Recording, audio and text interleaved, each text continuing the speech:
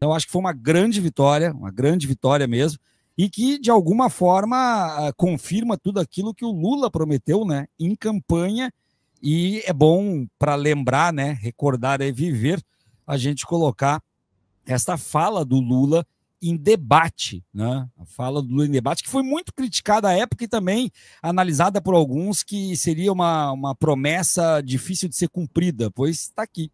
Agora, o povo sabe que você prometeu muita coisa que não cumpriu.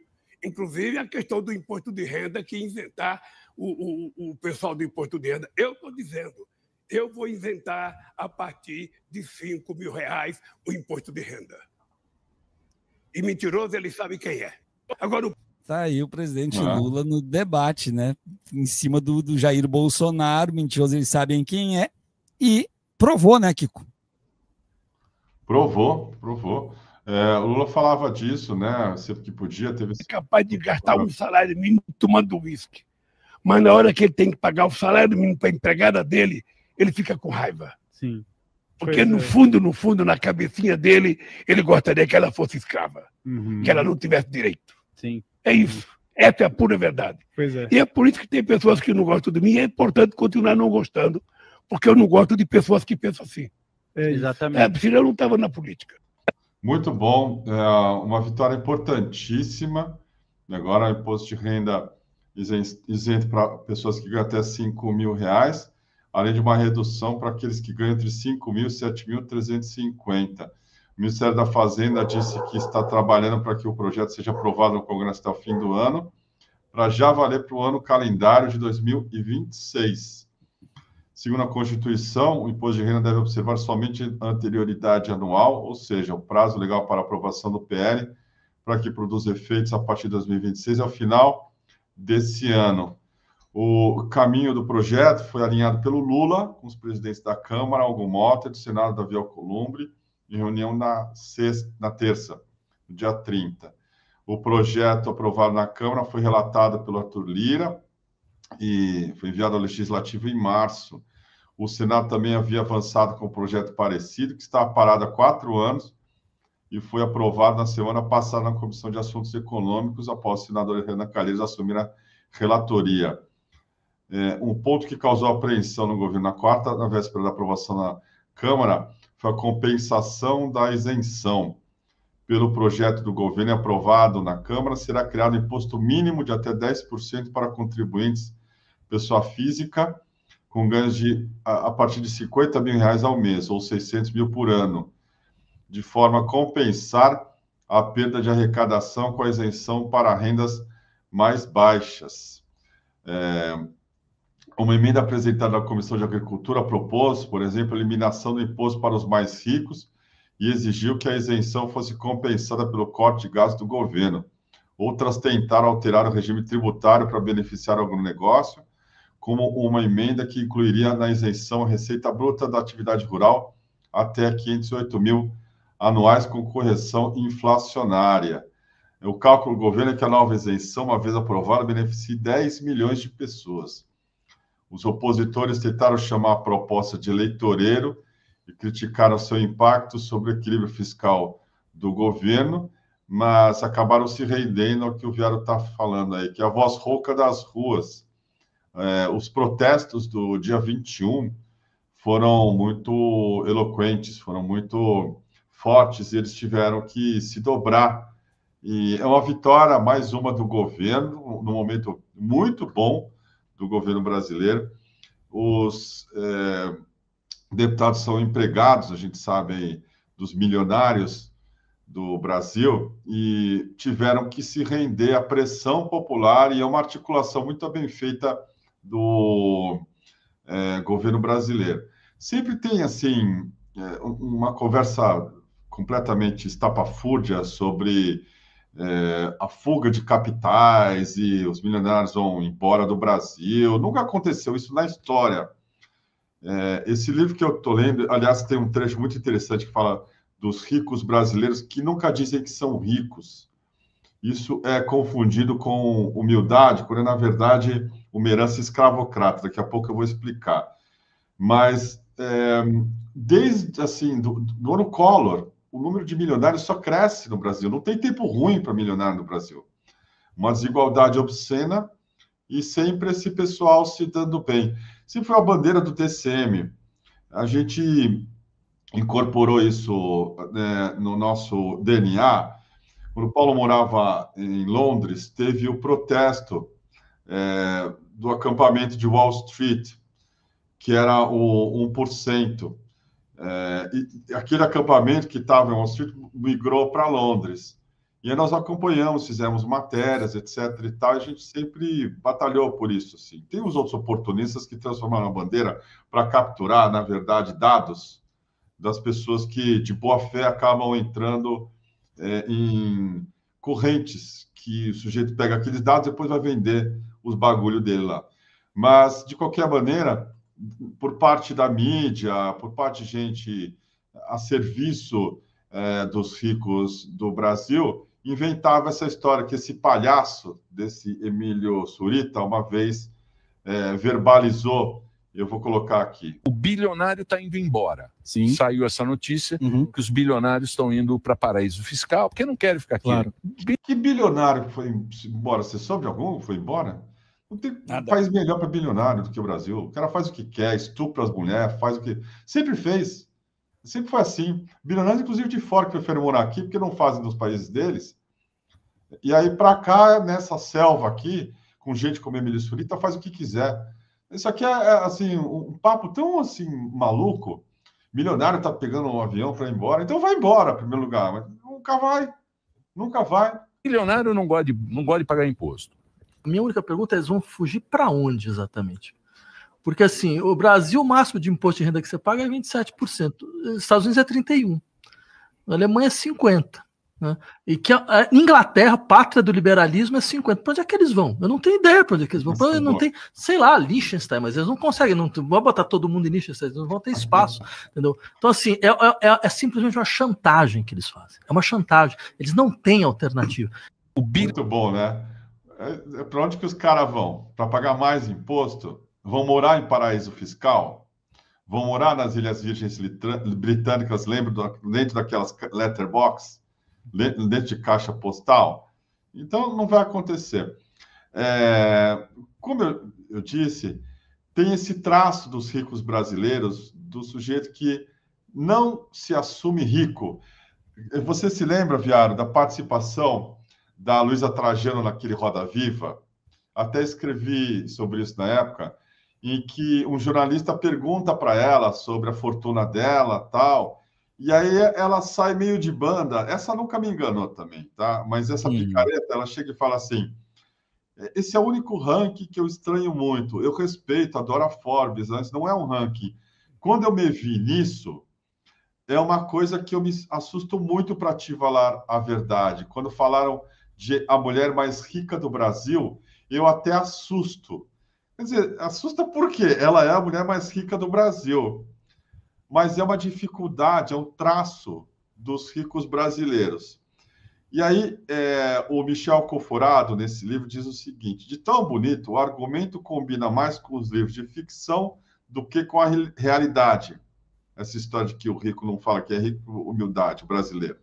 É sabido que o extrato 1% mais rico do Brasil ganha 33 vezes mais do que os 50% mais pobres, e que ele detém sozinho quase metade da riqueza nacional. Mas isso nunca foi motivo para a crise. A ausência de remorso deve-se a um fator simples: os ricos brasileiros não se veem como parte do problema da desigualdade social. Como demonstram os estudos da socióloga Elisa Reis, as elites brasileiras atribuem ao Estado o dever de combater a abissal desigualdade entre ricos e pobres. Os ricos não titubeiam em defender seus interesses na manutenção da estrutura tributária, conhecida por arrancar o couro dos pobres, além de nutrir um fastio imenso por campanhas de doação ou filantropia. Durante anos, o Brasil ocupou as últimas posições entre os 144 países incluídos no World Index Giving, um ranking publicado pela Charities Aid Foundation, conhecida por medir o apetite de cada nação por filantropia e doação. Levando em consideração o tamanho da nossa economia, proporcionalmente, doamos menos que Bolívia, Honduras e Colômbia. Isso sem falar do Sudão do Sul, Quênia, Sri Lanka e Gâmbia, Indonésia, nações com frequência à nossa frente, nesse ranking assim de doação, de filantropia. A negativa da riqueza não se justifica pela culpa moral, nem por falta de senso crítico. Ela se dá por uma forma peculiar, tipicamente brasileira, de avaliação e posicionamento na estrutura social. Aqui, a riqueza não é uma condição dada pelo dinheiro, mas o resultado de um trabalho árduo por ocupar um lugar no mundo dos ricos, o tal do merecimento, que casa também, claro, com a teologia da prosperidade das igrejas evangélicas, que o professor Viaro estuda de maneira tão profunda. Mas é isso que a gente assiste. Ontem foi um marco histórico mesmo, numa toada incrível, que está havendo com o Brasil, mais do que com o governo brasileiro, porque nós estamos enxergando agora uma luz no fim do túnel, e não é um trem vindo da nossa direção. A vitória ontem foi acachapante para o governo, está assim, sedimentado um caminho para uma vitória da democracia, consolidando também nesse movimento o enterro da tentativa de golpe de Estado, e se tudo correr bem até 2026, nós teremos o Lula 4. E o Lula 4 vai vir com mais apetite, mais forte e mais pronto a fazer uma revolução através de reforma no Brasil do que o que a gente está presenciando hoje. É importantíssimo a gente festejar esse momento. Só para fechar, eu queria botar aqui um discurso do Cabo Gilberto, que é um cara que o Viaro gosta muito, deputado do PL, falando sobre esse negócio de ontem aí, da isenção de imposto de renda para quem ganha até R$5 mil. Para discutir contrário à matéria, deputado Cabo Gilberto Silva. Cabo Gilberto Silva. Brasileira. O povo brasileiro não aguenta pagar mais impostos. Os senhores viram agora o lançamento do iPhone, a maior propaganda do mundo?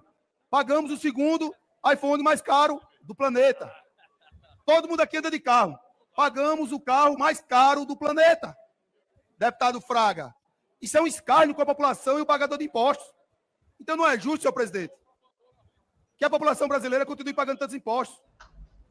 Isso é um escárnio com o pagador de impostos, com o suado dinheiro do contribuinte.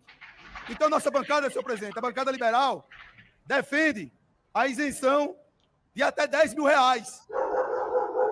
Até R$10 mil, que é um valor justo para o brasileiro não pagar impostos. Imposto de renda. Vai para onde o imposto de renda? Para o andar de cima, como eles falam.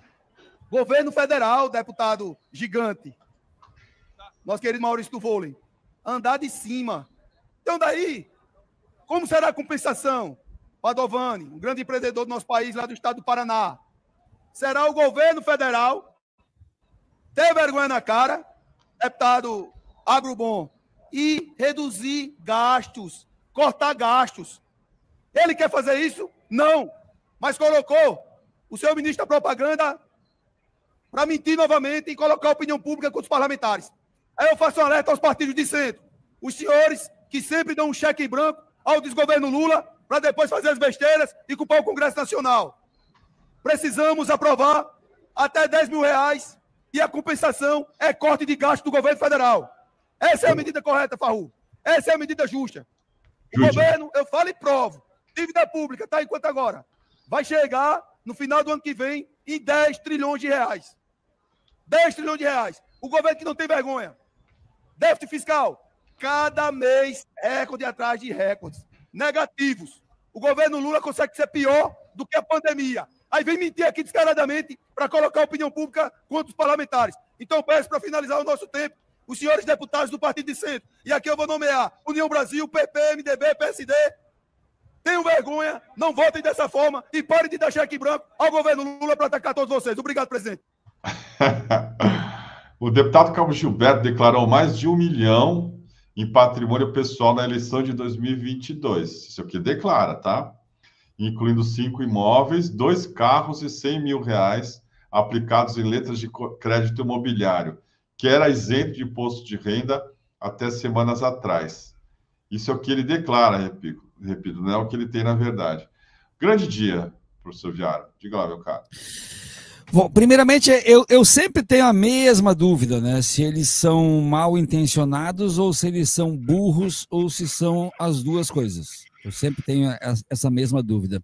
Porque quando ele fala, primeiro, em andar de cima, o andar de cima ele diz que é o governo federal. O andar de cima não é o governo federal. O andar de cima são os super ricos. Então, já começa por aí.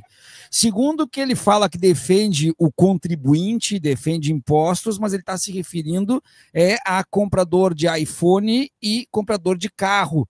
E não é de carro popular que ele está falando. Não é esse o trabalhador que vai ter a isenção de até 5 mil. Ele não traz uma informação importantíssima que, na verdade, eles não trazem porque eles estão morrendo de medo que o governo utilize como propaganda, inclusive, que é o fato que a economia desse trabalhador que ganha até 5 mil está sendo calculada em quase 5 mil por ano. Ou seja, vai gerar um 14º salário. Eles estão morrendo de medo que venha uma campanha publicitária falando em 14º salário a partir da economia pela isenção deste imposto de renda até 5 mil. O cálculo hoje é de R$ 4.300 por ano de economia, ou seja, quase um 14º salário. Então, tem má fé, mas tem burrice também de não saber do que está falando. Aí ele traz o 10 mil, como se o 10 mil transformasse esse sujeito em alguém que quer comprar iPhone. Em resumo, do que ele está falando quando ele fala em iPhone e fala em carro? Ele está falando dele, de quem declara 1 milhão, está falando dele, de quem pertence à mesma classe que ele. Aí ele aponta os colegas dele de parlamento ali que são empreendedores, que são pessoas do meio rural, aí ele se diz liberal e traz a cereja do bolo do liberalismo, né? Isentar imposto para todo mundo e cortar gastos. Que gastos são esses? É a saúde, é a segurança, é a educação, é cortar naquilo que eles entendem que não tem que ser bancado pelo governo, porque tem que ser a sociedade para quem tem e quem não tem ser sempre um eterno serviçal. Então, por que reforçar a educação? Por que reforçar a saúde pública se ele pertence a uma classe que paga plano de saúde ou até paga a consulta particular? Por que pensar em segurança se ele vive atrás dos muros dos grandes condomínios com a sua segurança particular, inclusive? É o pensamento liberal que pensa dele para ele mesmo, para a sua própria classe. É vergonhoso, eles falaram absurdos em cima de absurdos e sempre dizendo que tem que isentar para todo mundo e que não tem hipótese alguma que taxar os super ricos. E aí com essa imbecilidade que a gente já mostrou aí, vários falando inclusive de que as grandes fortunas sairão do Brasil. Quanto a esse fato de saírem do Brasil, é interessantíssimo, né? A colônia sempre foi o paraíso de todos os super ricos. E o pensamento colonial, colonialista, ele continua dentro das próprias teorias econômicas desse pessoal ultraliberal. É aqui, não é o paraíso fiscal, mas é o paraíso da exploração. Quando antes era a exploração do território e a retirada, inclusive, de commodities agrícolas a partir da ocupação desenfreada de terras, hoje é a exploração da mão de obra. A mão de obra do trabalhador que paga muito imposto e que presta serviços ganhando salários baixíssimos e enriquecendo esse pessoal. O que lá atrás na colônia era mão de obra escravizada tornou-se numa espécie de mão de obra de uma escravidão pós-moderna, onde eles continuam com os seus nichos, com as suas nesgas de terras que são gigantescas e tentando que o governo não aumente a possibilidade de inverter o jogo. E convenhamos, 5 mil não vai inverter o jogo, vai transformar aquilo que a sociologia diz de transformando, criando uma metamorfose da pirâmide social para um losango social, que é o que eles não querem. O losango assusta eles, porque o losango significa que a base gigantesca torna-se mínima e o meio começa a engordar e criar, inclusive, mecanismos de luta através de um engajamento muito grande, Kiko. É isso aí.